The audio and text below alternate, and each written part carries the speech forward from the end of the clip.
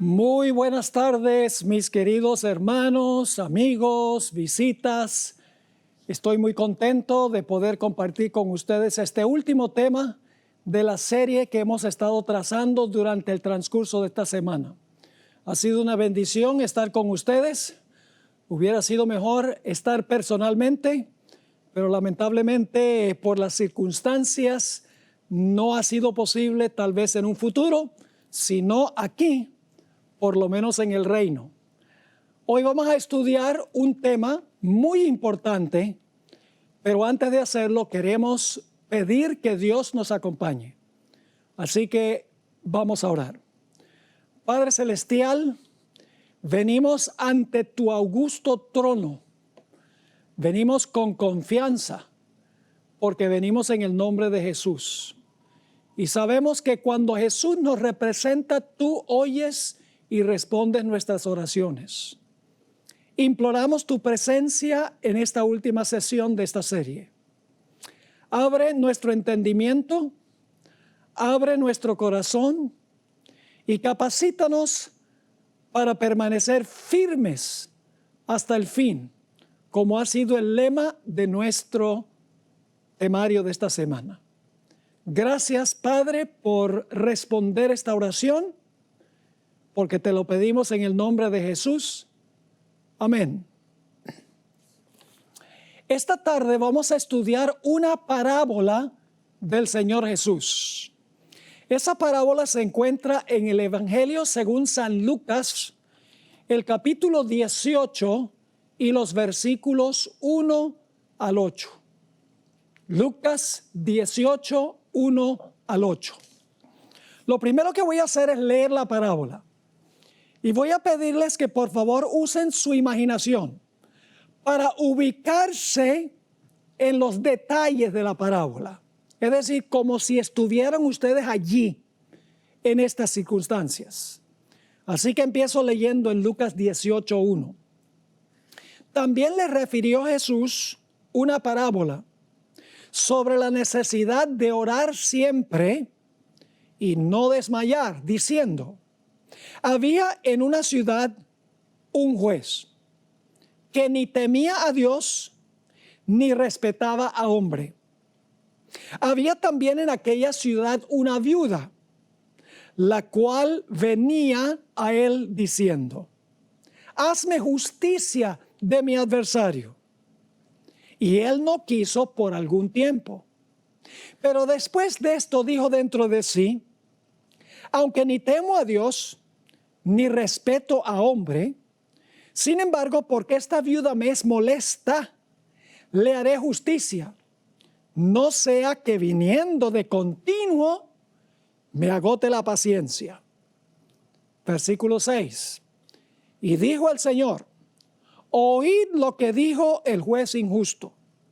¿Y acaso Dios no hará justicia a sus escogidos, que claman a él día y noche? ¿Se tardará en responderles? Os digo que pronto les hará justicia. Pero cuando venga el Hijo del Hombre, ¿hallará fe en la tierra? Ahora, esta parábola es supremamente interesante e importante para los que van a vivir al final de la historia. ¿Cuáles son las lecciones que quiso enseñar Jesús con esta parábola? Son dos lecciones. Él mismo lo expresó. En el versículo 1, el Señor Jesucristo dijo que el propósito por el cual enseñó esta parábola fue para enseñarnos de que debemos orar siempre, como dijo el apóstol San Pablo, orad sin cesar, y que no debemos desmayarnos cuando no nos llega la respuesta inmediatamente. Orar siempre y no rendirnos cuando no recibimos una respuesta inmediata a nuestra oración. Ahora, la pregunta clave es: ¿para cuándo se aplica esta parábola? ¿A qué época de la historia? Bueno, no cabe duda que esta parábola es de ánimo para la gente en todas las generaciones, porque siempre ha sido cierto que debemos orar y no desmayar. Es decir, la parábola se aplica a los cristianos de todas las épocas. Pero la parábola tiene una aplicación especial, única, a aquellos que vivirán al final de la historia durante el gran tiempo de angustia. Y alguno podrá preguntar, ¿por qué, pastor? ¿Cómo sabe usted eso? Por el contexto de la parábola. La parábola aparece entre referencias a la segunda venida de Cristo. En el capítulo 17 de Lucas, inmediatamente antes de la parábola, Jesús venía diciendo, como fue en los días de Noé, así será también la venida del Hijo del Hombre. Luego dijo, como en los días de Lot, así será la venida del Hijo del Hombre. Y luego cuenta la parábola. Y la parábola termina con una referencia a la segunda venida. Termina con la pregunta, cuando venga el Hijo del Hombre, ¿hallará fe en la tierra?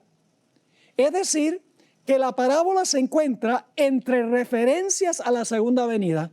A esa época especialmente tiene aplicación esta parábola específicamente. Ahora vamos a mirar los elementos y los personajes de la parábola.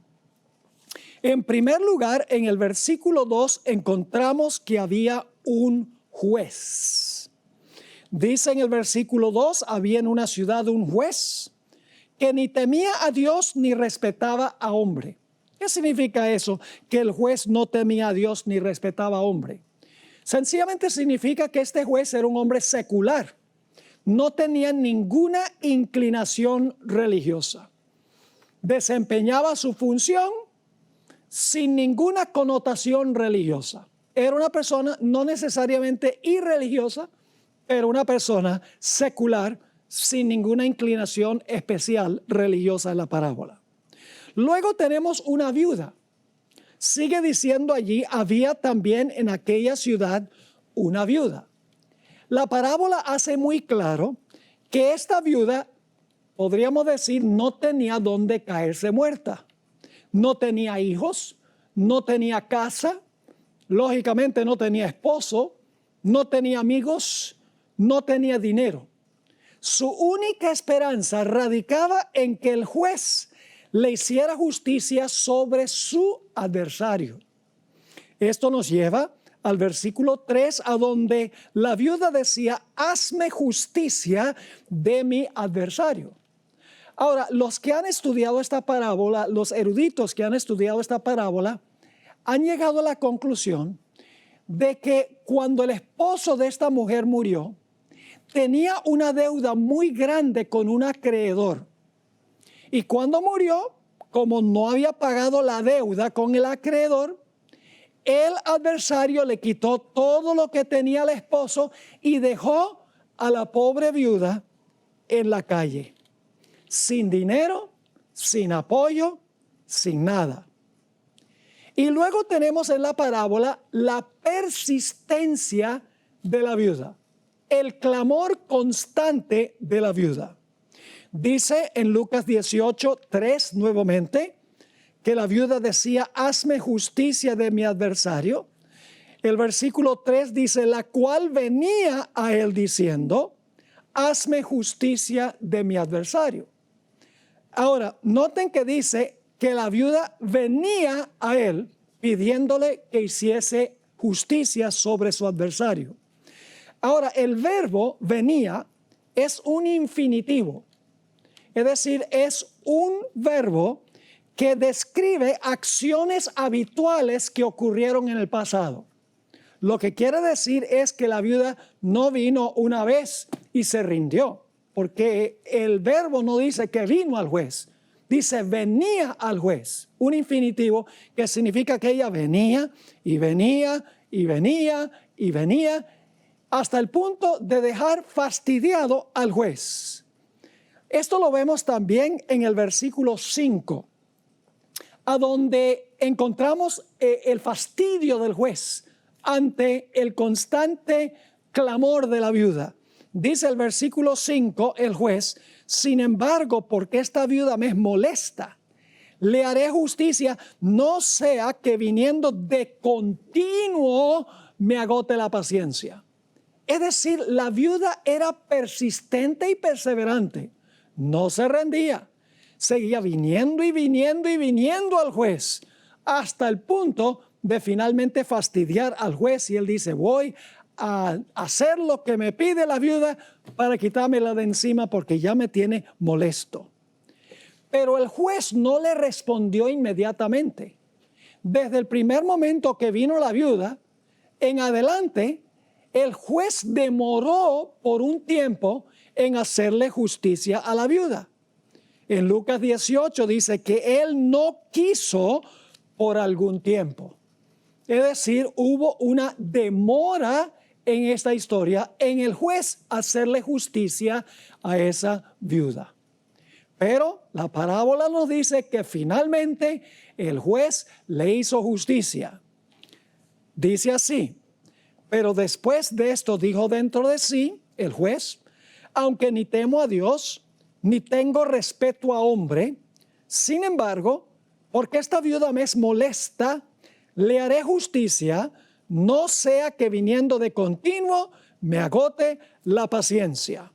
Y así fue que el juez finalmente le hizo justicia a la viuda después de una larga demora. La viuda finalmente recibió lo que le pertenecía a ella. Ahora, la pregunta clave es, ¿qué representa esta parábola? ¿Qué representan o simbolizan los detalles de esta parábola? Pues no tenemos que adivinar. Saben que algunas de las parábolas de Jesús, él nunca explicó su significado. Por ejemplo, en Mateo el capítulo 13 tenemos varias parábolas que Jesús contó la parábola y nunca la explicó. Como por ejemplo, la parábola de los pescadores que salieron, reunieron peces en su red y los trajeron y los separaron en la playa. Jesús no explicó qué significaba eso. La parábola del tesoro escondido. La parábola de la perla del gran precio. Ninguna de esas parábolas las explicó Jesús. Pero lo bueno es que esta parábola de Lucas 18, 1 al 8, Jesús explicó su significado, lo que la parábola significa. La explicación comienza en el versículo 6, después de contar la parábola. Dice en el versículo 6, y dijo el Señor, oíd lo que dijo el juez injusto. Lo que quiere decir esto, Jesús está diciendo, aprende la lección de esta parábola. El versículo 7 del capítulo 18 explica el significado de los personajes de la parábola. Dice en Lucas 18 y el versículo 7, ¿y acaso Dios no hará justicia a sus escogidos que claman a Él día y noche? ¿Se tardará en responderles? Así que, ¿a quién representa el juez? A Dios. ¿A quién representa la viuda? Los escogidos. ¿A quién representa el hecho de la viuda clamar día y noche? Representa lo que van a hacer los escogidos. ¿Qué representa el hecho de que el juez le hizo justicia a la viuda? Significa que Dios finalmente le va a hacer justicia a sus escogidos. Ahora vamos a mirar un poco más detenidamente este asunto. El juez. El juez representa a Dios. Porque en la explicación Jesús dice, ¿y acaso Dios no hará justicia? El juez hizo justicia y luego Jesús dice, ¿acaso Dios entonces no va a hacer justicia también? El juez representa a Dios. Y yo sé que algunos están pensando y diciendo, pero Pastor Bor, ¿cómo es que un juez que no teme a Dios ni respeta a hombre, un juez secular que no tiene ninguna inclinación religiosa, puede representar a Dios? La respuesta es que el juez representa a Dios en una comparación a manera de contraste. Les voy a explicar cómo es este asunto. Lo que está diciendo Jesús es que si un juez secular que no teme a Dios ni respeta a hombre, contesta las plegarias de una viuda para quitársela de encima, ¿cuánto más Dios va a responder las plegarias de los escogidos porque los ama? El juez responde la plegaria de la viuda para quitársela de encima. Dios también responde la plegaria de los escogidos, pero no por quitárselos de encima, sino porque los ama. Ambos responden, pero por diferentes razones. Es decir, el juez representa a Dios. Ahora, ¿quién representa a la viuda? La viuda representa a los escogidos. Nuevamente Jesús dijo, ¿acaso Dios no hará justicia a sus escogidos? Así que el juez hace justicia a la viuda y Jesús dice que Dios va a hacer justicia a sus escogidos. Los escogidos son representados por la viuda, en otras palabras. Ahora, ¿qué representa una mujer simbólicamente en la Biblia? Yo creo que todos los que están escuchando, por lo menos la vasta mayoría, saben lo que representa una mujer simbólicamente en la Biblia. Una mujer representa la iglesia. Si es una mujer pura, como en Apocalipsis 12, representa una iglesia pura. Si es una mujer ramera, como en Apocalipsis 17, representa una iglesia que ha apostatado, una iglesia que se ha prostituido. Pero ahora les voy a hacer una pregunta que probablemente nadie les ha hecho nunca. Y es, si una mujer pura representa una iglesia pura, una mujer ramera representa una iglesia caída, una iglesia apóstata. Pero ¿qué representa una iglesia o una mujer viuda? ¿Qué representa el hecho de que esta mujer es viuda? Claramente, la viuda que no tiene ningún apoyo humano representa la iglesia final que va a pasar por una situación donde no hay circunstancias normales. Representa una iglesia que va a ser oprimida y destituida por un adversario. Una iglesia que carece de todo apoyo humano. Una iglesia saqueada por el adversario. Una iglesia que está pasando por un tiempo de angustia cual no se ha visto jamás en la historia del mundo, donde la iglesia, los fieles, los escogidos, perderán todo apoyo humano. Noten Mateo 24 y el versículo 21, el versículo 22 y luego el versículo 24.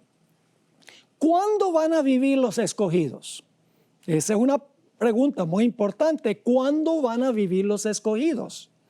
El Señor Jesucristo explicó cuándo van a vivir los escogidos. Si ustedes recuerdan, nuestros primeros dos temas tuvieron que ver con Mateo el capítulo 24. Y allí estudiamos en cuanto a la tribulación del versículo 9 y la gran tribulación, el tiempo de angustia, empezando en el versículo 21. Vamos a leer los versículos 21 y 22 y luego el 24. Dice aquí, porque habrá entonces gran tribulación, cual no la ha habido desde el principio del mundo hasta ahora, ni la habrá. Y si aquellos días, es decir, de la gran tribulación, no fuesen acortados, nadie sería salvo. Ahora escuchen bien, mas por causa de los escogidos, aquellos días serán acortados. ¿Cuándo van a vivir los escogidos? En la gran tribulación. Esta parábola se aplica a la iglesia en medio de la gran tribulación. El versículo 24 dice, porque se levantarán falsos cristos y falsos profetas, y harán grandes señales y prodigios, de tal manera que engañarán, si fuere posible, aún a los mismos escogidos. Nuevamente, la palabra escogidos se refiere a aquellos que van a pasar por este tiempo de angustia final. Se van a tener que enfrentar a falsos cristos y falsos profetas que van a hacer señales, prodigios y milagros para tratar de engañar a los escogidos. La viuda representa a los escogidos y los escogidos son aquellos fieles de la iglesia, los que no son zarandeados, los que quedan firmes hasta el fin, aquellos que van a perder todo apoyo humano, pero no perderán su confianza y su vínculo con el Señor. Ahora, ¿quién representa el adversario? ¿Quién es el adversario de la iglesia que va a saquear al remanente final y los va a dejar sin nada? Bueno, la parábola no nos dice quién es el adversario.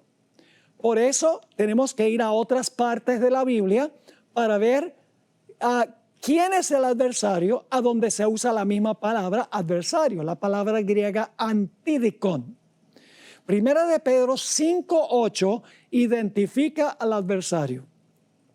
Aquí dice el apóstol Pedro: sed sobrios y velad, porque vuestro adversario, la misma palabra de la parábola, vuestro adversario el diablo, como león rugiente, anda alrededor buscando a quien devorar.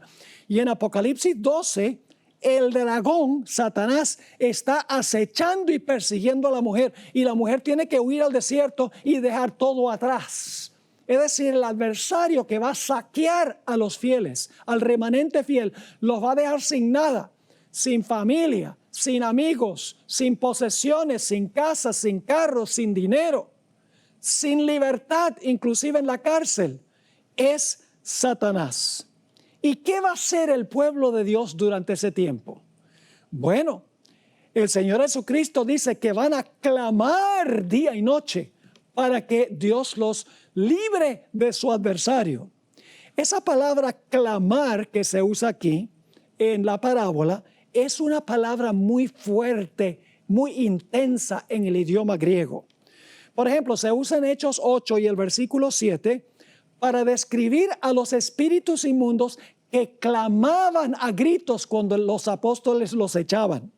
Se usa en Lucas 9 y el versículo 38, a donde un padre clama a Jesús para que sane a su hijo endemoniado. Y es la palabra que se usa en Mateo 27:46, a donde Jesús clama a gran voz: Dios mío, ¿por qué me has desamparado? Es decir, el clamor de los escogidos durante ese tiempo será un clamor intenso, a voz en cuello, rogándole a Dios que los libre de su adversario, que los ha saqueado y los ha dejado sin nada. Pero va a haber una demora, porque la parábola dice que van a clamar a Dios día y noche. Quiere decir que va a haber una demora en Dios responder a las plegarias de los escogidos. La parábola termina con una pregunta diciendo: ¿aun cuando Dios se demore en responderles? Esa es una forma de traducir esta parte de la parábola, que es: ¿aun cuando Dios se demore en responderles?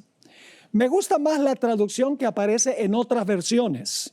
Por ejemplo, la Biblia de Jerusalén traduce así: ¿y acaso Dios no hará justicia a sus escogidos, que claman a Él día y noche, aun cuando se demore en ayudarlos? La versión de Weymouth traduce así: ¿y acaso Dios no hará justicia a sus escogidos, que claman a Él día y noche, aun cuando se demore en hacerles justicia? Claramente va a haber una demora. El gran comentarista presbiteriano Albert Barnes escribió lo siguiente en cuanto a la demora. Leo: aun cuando el Señor se demora largo tiempo en vengarlos y prueba al máximo su paciencia, al fin los vengará. Prueba la fe de ellos, les permite que sufran persecuciones y pruebas por largo tiempo, hasta que parezca que Dios no se interpondrá. No obstante, Él lo hará y los librará. Así que hemos visto que el juez representa a Dios. La viuda representa a los escogidos que van a pasar por el tiempo de angustia final. El adversario que va a saquear a los fieles representa a Satanás. El clamor de la viuda es el clamor de los que van a pasar por la gran tribulación, el tiempo de angustia final, cual no se ha visto en la historia del mundo. La demora representa el hecho de que en el tiempo de angustia Dios no va a librar a su pueblo inmediatamente. Y claro, esto nos lleva a preguntar: si Dios ama a su pueblo, ¿por qué es que Dios no responde sus plegarias inmediatamente y los libra para que no tengan que pasar por la gran tribulación? Hay dos razones. La primera razón tiene que ver con la formación de su carácter. Dios quiere desconectar a los escogidos de todo aquello sobre lo cual dependen en este mundo. Sucede como Enoc. Enoc caminó con Dios, dice la Biblia. Llegó a caminar tan cerca de Dios, tan estrechamente con Dios, se amistó tanto con Dios, que finalmente nada de lo que tenía en este mundo le importaba. Claro, le importaba alcanzar las almas para Jesús, dándoles buen ejemplo y enseñándoles palabras, pero materialmente Enoc ya no estaba conectado con este mundo y por lo tanto Dios le dijo a Enoc, Enoc, ya tú no tienes nada que hacer ahí en ese planeta, porque aunque tu cuerpo está allá, tu corazón está acá. Ven, te voy a llevar acá para que sigamos caminando por la eternidad sobre la calle de la Nueva Jerusalén. Esa será la generación final. Dios, a través de esta tribulación, quiere desconectar a su pueblo de todo aquello sobre lo cual dependen aquí, que aprendan a depender completamente del Señor, que su carácter sea refinado en el fuego. Noten lo que dice Job 23 y el versículo 10. Job 23 y el versículo 10.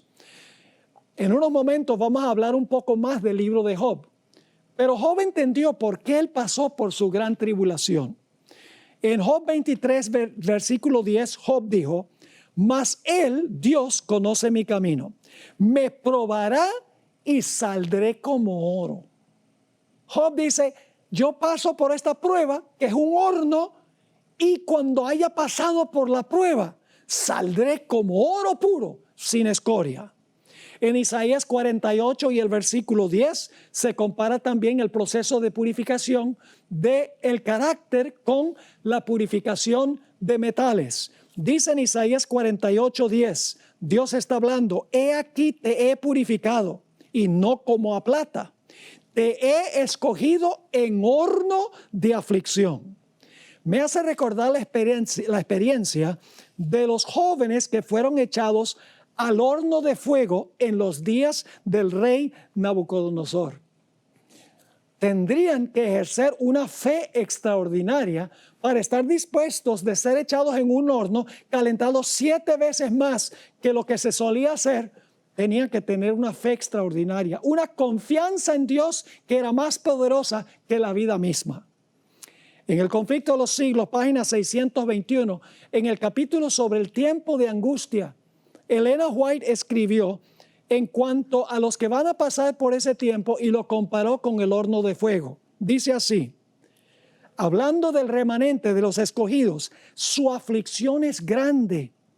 Las llamas del horno parecen estar a punto de consumirlos, pero el refinador los sacará como oro purificado por el fuego. El amor de Dios para con sus hijos durante el periodo de su prueba más dura es tan grande y tan tierno como en los días de su mayor prosperidad.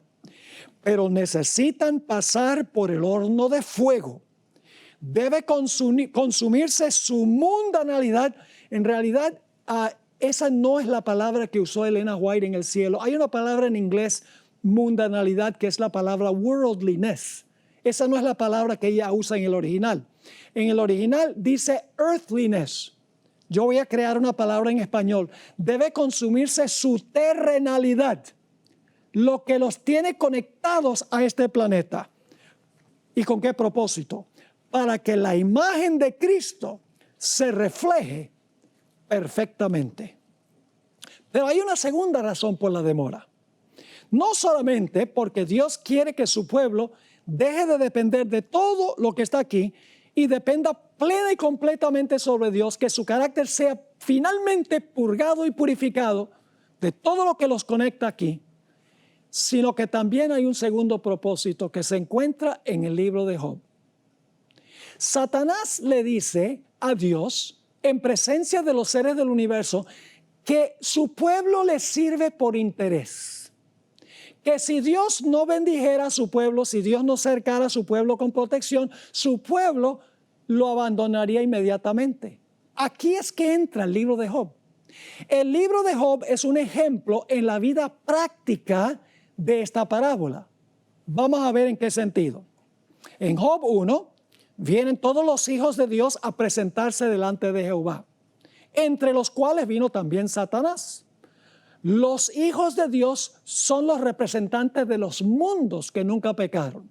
Satanás vino allá porque él le había quitado la posición a Adán. Fue representando el planeta Tierra. Por eso Dios le preguntó, ¿de dónde vienes? De rodear la tierra y de andar por ella, es decir, de supervisar mi territorio. Y entonces Dios le dice a Satanás, ¿no has visto a mi siervo Job?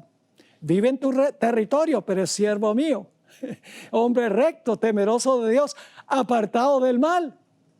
Y Satanás, en presencia de todos los representantes en el concilio celestial, en presencia de todos los hijos de Dios, los representantes de todo el universo, Satanás le dice, claro que te sirve. Tú lo has cercado con una cerca de protección. Has bendecido todas las obras de sus manos, lo has prosperado, lo has llenado de bienes. Claro que te sirve, pero te sirve como un mercenario. Te sirve por interés, pero si tú le quitaras todo, te blasfemaría tu rostro. El universo vería que él no te sirve por amor, te sirve por interés. Ahora, Dios podría haberle dicho a los seres celestiales, no le hagan caso a ese. Ustedes saben que ese es un mentiroso. Pero hubieran quedado dudas en la mente de los seres celestiales, hubieran dicho, oye, ¿de verdad que Dios ha bendecido a Job, lo ha protegido? ¿Quién sabe qué pasaría si en algún momento Dios le quitara todo lo que le ha dado y le quitara la protección? Así que Dios ahora le dice a Satanás, tú dices que él me sirve por interés, por los panes y los peces. Está bien, ve, te permito que tú le quites todo lo que tú quieras. Satanás sale de la presencia de Jehová. Los 10 hijos los mata. Todos los siervos que tenía, perdidos. Además de eso, perdió todas sus bestias. Era el hombre más rico del oriente, dice la Biblia. En cuestión de minutos, y sabemos que fueron minutos, porque dice que cuando un mensajero estaba dando la mala noticia, el otro llegó cuando el otro todavía estaba hablando. Es decir, en cuestión de minutos, Job perdió sus hijos, sus siervos y todas sus posesiones. Y todo el universo está observando y diciendo, ¿Job sirve a Dios por amor, por puro amor o por interés? ¿Y qué dice Job? Job dice, Dios dio y Dios quitó. Alabado sea el nombre de Jehová. Y los seres celestiales dicen, gloria a Dios, aleluya. Job sirve a Dios por amor y no por interés. Porque fíjense que Satanás le quitó todo y todavía es un fiel seguidor de Dios. Hay una segunda reunión del concilio celestial en el cielo. Van los representantes del universo allí a ese concilio, entre los cuales va también Satanás representando el planeta Tierra. Y ahora Dios le dice, ¿de dónde vienes? De rodear la tierra y de andar por ella. Y entonces Dios le dice a Satanás, ¿has visto a mi siervo Job? Que a pesar de que me incitaste contra él, todavía conserva su integridad. Claro, Satanás tiene una respuesta. Él dice, pues claro, no me dejaste tocarlo a él. Cualquier hombre está dispuesto de entregar lo que tiene con tal que no lo aflijan a él. Pero si tú permitieras que yo lo afligiera a él, te blasfemaría tu rostro inmediatamente. Todos los seres celestiales, los representantes están escuchando. Y dicen, ¿de verdad que Dios le dijo a Satanás que no podía tocar a Job? Y Dios lo ha protegido, ¿quién sabe? Así que Dios le dice a Satanás, tú dices que porque yo lo mantengo sano y salvo, que él me sirve por eso. Satanás dice, claro que sí. Dios dice, entonces yo te permito que salgas y hagas con él lo que tú quieras. Lo único que no permito es que lo mates. Escuchen bien. La generación final, los escogidos que van a pasar por el tiempo de angustia, Dios permitirá que sean probados al máximo. Perderán todas sus posesiones. Además de eso, Satanás tendrá la opción de encarcelarlos, de oprimirlos y posiblemente inclusive de enfermarlos. Pero ningún fiel de Dios morirá durante ese tiempo de angustia, porque la historia de Job es una ilustración de lo que va a pasar con los escogidos en la gran crisis final. Así que Satanás sale de la presencia de Jehová. Los seres celestiales están observando para ver qué va a pasar. Y Satanás aflige a Job con una llaga maligna desde la mollera de la cabeza hasta la planta del pie. Tan terrible era que tenía que rascarse con una teja, indudablemente desfigurándose. ¿Qué ha perdido Job? Ha perdido a todos sus hijos, ha perdido su casa, ha perdido a sus siervos, ha perdido sus posesiones y ahora ha perdido la salud. Pero Job, según el capítulo 2, se mantuvo íntegro y fiel al Señor. Los seres celestiales dijeron, gloria a Dios, Job sirve a Dios por puro amor. Y ahora la esposa de Job lo va a desamparar. La esposa le dice, ¿aún conservas tu integridad, Job, cuando Dios te está haciendo esto? Maldice a Dios y muérete. Ha perdido el apoyo de su esposa. Y luego entonces llegan sus 3 amigos predilectos para consolarlo. Y la Biblia dice que empiezan a acusar a Job diciéndole, te está pasando porque eres un grandísimo pecador. ¿Qué ha perdido Job? Ha perdido a sus hijos, ha perdido su casa, ha perdido sus siervos, ha perdido sus posesiones, ha perdido su salud, ha perdido el apoyo de su esposa, ha perdido el apoyo de sus amigos. Y si ustedes miran el resto del libro, van a encontrar que aparentemente Dios también ha desamparado a Job. Porque desde el capítulo 3 hasta el capítulo 38 de Job, Job está clamando a Dios para que Dios le explique por qué está pasando esto, porque esto es absurdo. No tiene significado, no tiene explicación de por qué Dios lo prosperó y lo bendijo y ahora Dios retiró su protección y le está pasando todo esto. Job no entiende. Y si ustedes leen el capítulo 3 hasta el capítulo 38, Job, como la viuda, está clamando a voz en cuello, Dios, por favor, dame una explicación. Yo sé que si yo pudiera ir allá al cielo, a tu trono, y presentar mi caso, tú entenderías mi punto de vista y tú me vindicarías. ¿Por qué está pasando esto? No lo entiendo. ¿Por qué mi mejor amigo me está tratando así? ¿Y cuál es la respuesta de Dios?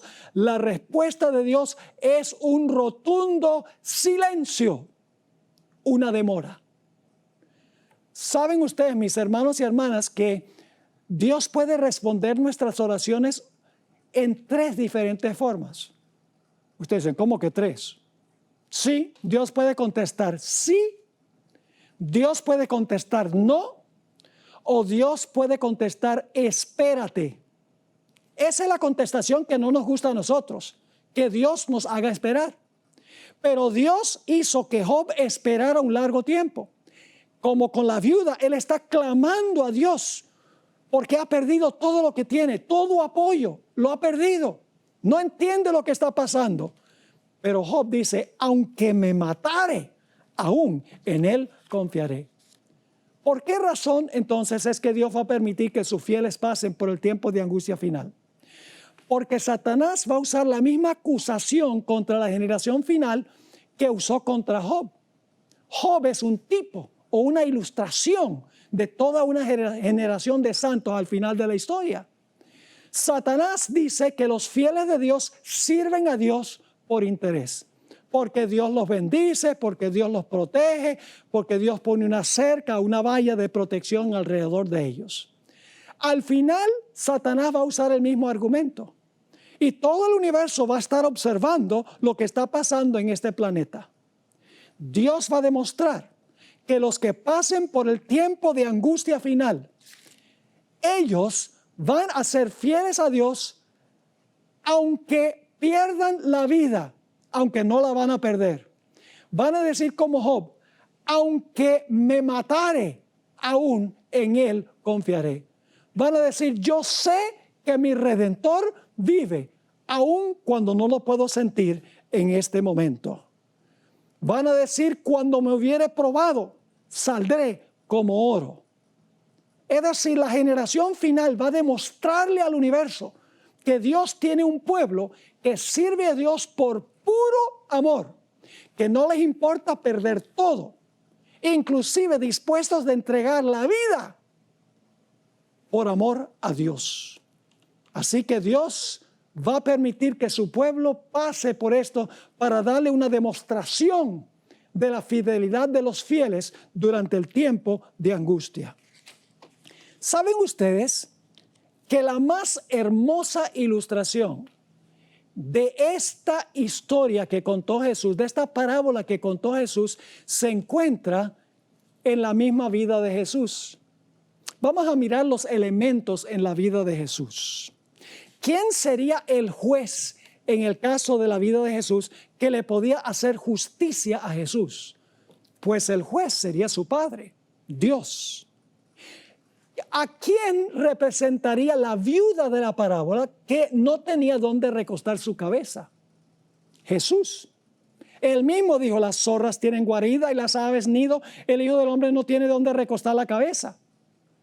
Y cuando Jesús colgó en la cruz del Calvario, el Señor Jesucristo no tenía nada, ni siquiera la ropa la tenía puesta. Así que el escogido de la parábola es Jesús. ¿Quién es el adversario? El adversario en el caso de Jesús es Satanás, quien le quitó todo a Jesús lo que tenía.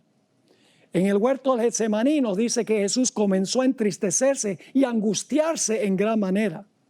3 veces en el huerto le rogó a su padre, fíjense la demora, le ruega a su padre que si es posible le quite la copa de su angustia, porque está pasando por un terrible tiempo de angustia, sudando grandes gotas de sangre. ¿Cuál fue la respuesta de su padre? La respuesta de su padre fue silencio rotundo. En la cruz del Calvario Jesús clamó, Dios mío, ¿por qué me has desamparado? Es decir, en el caso de Jesús, el Padre se demoró en responder a las plegarias de Jesús. Hubo una demora. Así que en el caso de Jesús, el juez es Dios el Padre. El escogido es el Señor Jesucristo. El adversario que saquea a Jesús es Satanás. El tiempo de angustia es el tiempo de angustia que pasó Jesús en el Getsemaní y en la cruz. La demora es que el Padre no le respondió inmediatamente. Noten Hebreos 5 y el versículo 7. Y Cristo, en los días de su carne, es decir, mientras estuvo en esta tierra como ser humano, ofreciendo ruegos y súplicas, con gran clamor y lágrimas. ¿Ven el clamor de la viuda aquí? Así que dice, Cristo en los días de su carne ofreciendo ruegos y súplicas con gran clamor y lágrimas al que le podía librar de la muerte, fue oído a causa de su temor reverente. Yo pregunto, ¿fue oído inmediatamente? Él oró que lo librara de la muerte, pero él murió. La Biblia dice que Cristo murió. Entonces, ¿cómo dice aquí que oró con lágrimas al que le podía librar de la muerte y fue oído? ¿Cuándo fue oído Jesús? Mis queridos hermanos y amigos, después de la demora. Noten Hebreos 5 y el versículo 8, ¿por qué Dios permitió que Jesús pasara por esta experiencia? Dice allí en Hebreos 5 y el versículo 8, y aunque era hijo, por lo que padeció, aprendió la obediencia. Ahora, no significa que Jesús fue desobediente en algún momento. Jesús nunca fue desobediente. Jesús siempre fue obediente a su Padre. Pero cuando las pruebas venían, en ese momento Jesús obedecía. Otra prueba, Jesús obedecía. Otra prueba, Jesús obedecía. El Padre permitió que Jesús pasara por estas circunstancias, según dice el libro de Hebreos, para que aprendiera a depender de su Padre, aún habiendo perdido todo. Ese es el caso de los fieles que van a pasar finalmente por el tiempo de angustia. Ahora le pregunto, ¿Dios finalmente le hizo justicia a Job? Ustedes saben que sí, que al final del libro Dios le dio el doble de lo que había tenido antes. Dios le hizo justicia sobre su adversario. Yo pregunto, Dios el Padre, el juez, le hizo justicia a Jesús, se demoró, Cristo murió, pero hubo un momento en que el Padre libró a Jesús de la muerte, como Jesús había clamado. Noten esta cita en la revista Youth Instructor, mayo 2, 1901. Escuchen cuidadosamente lo que dice el Espíritu de Profecía. Aquel que murió por los pecados del mundo debía permanecer en la tumba por el tiempo establecido. Estaba como prisionero de la justicia divina en esa prisión pedregosa y era responsable ante el juez del universo. ¿Qué era Jesús? ¿Responsable ante quién? Responsable ante el juez del universo. Dice que estaba como prisionero de la justicia divina ahí en el sepulcro. Sigue la cita. Estaba llevando sobre sí los pecados del mundo y solo su Padre lo podía soltar. Yo pregunto, ¿el Padre lo soltó? ¿Cómo no? Ahora, yo sé que algunos están diciendo, pero Pastor Bor, ¿cómo es que el Padre lo soltó? ¿Acaso el Señor Jesucristo no resucitó por la vida que estaba en Él? Noten el capítulo 10 del Evangelio según San Juan, el capítulo 17 y 18. Porque aquí claramente dice en el texto que leímos que solo su Padre lo podía soltar.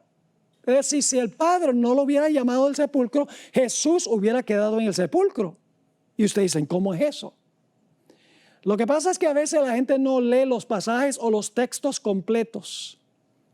La gente lee el versículo 17 y 18 de Juan 10, pero se les olvida la última parte del versículo 18. Dice en el versículo 17, Jesús está hablando, por eso me ama el Padre, porque yo pongo mi vida para volverla a tomar. Nadie me la quita, sino que yo de mí mismo la pongo. Tengo poder para ponerla. Ahora escuchen bien. La palabra poder y la traducción poder no es una buena traducción. Hay una palabra poder en griego que es la palabra dunamis, de donde viene nuestra palabra dinamita. Esa no es la palabra aquí. La palabra aquí es exousia, que significa autoridad. Así que Jesús dice, tengo autoridad para poner mi vida y tengo autoridad para volverla a tomar. ¿De dónde recibió Jesús o de dónde sacó Jesús la autoridad para resucitar? Hay que leer la última parte del versículo 18. ¿De dónde recibió Cristo su autoridad para resucitar? Dice, este mandamiento recibí de mi Padre. Ahora déjeme dramatizar lo que sucedió. Muy temprano, el primer día de la semana, esto lo describe el Espíritu de Profecía, descendieron dos ángeles del cielo. Uno de los ángeles removió la piedra, el otro ángel se paró delante del sepulcro y con una voz que sacudió la tierra y rajó las piedras, dijo, oh Hijo de Dios, tu Padre te llama. En ese momento Jesús salió del sepulcro por la vida que estaba en él. Jesús es la resurrección y la vida, pero salió del sepulcro solo después que su Padre a través de un ángel lo llamara del sepulcro. Es decir, cuando el Padre le autorizó a Jesús, Jesús salió del sepulcro por la vida que estaba en él. Pero fue por autoridad de su Padre, lo dice claramente, este mandamiento recibí de mi Padre.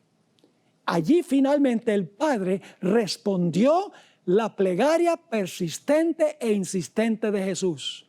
No, el Padre no lo libró de morir, pero lo libró de la muerte en la mañana de la resurrección.